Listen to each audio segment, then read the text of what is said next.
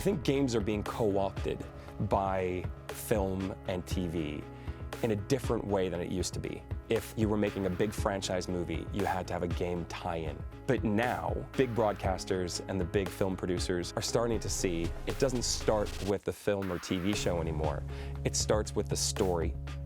And at the moment, the story is happening in games. Is everything you were hoping for? Got its ups and downs. I think people play video games at the end of the day because of the story. It's your chance to be a part of the story, so it makes sense that you would then want to see something fully realized that maybe you can't have as much control over, but you can enjoy in that same way. Bowser is coming. I'm not afraid. I'll do anything for my brother. We wanted to make something like Arcane because we've known these characters over a decade now.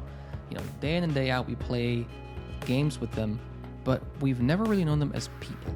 Who are their friends? What are their hobbies? What do they think about the world?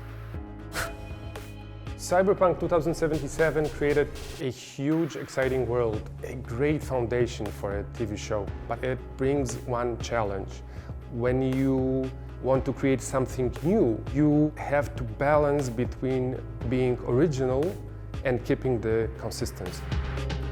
At the very core is the game world and the game narrative. And then the challenge is, how do you take those things into the TV world, but also bring in the craft of TV storytelling? Because you need both to really come together in a way that speaks to the medium. Master Chief, huh? The Last of Us was a game that had a strong narrative, it had strong characterization, it had a cinematic approach to its world, so it was a gift because the storytelling of the game was so strong and so impactful. Cuphead is an action-focused game centered around boss battles, so the fun challenge was to find ways to share more detail about the world of the Inkwell Isles without spoiling all the mysteries. You two are nothing but trouble. We love trouble! You want to be able to bring people into the universe who haven't experienced it in the games. And that's a tough balancing act. What I actually love about game adaptations is there's so many different directions people can go in. I know that anything I've ever been a fan of, I just wanted more ways into the world.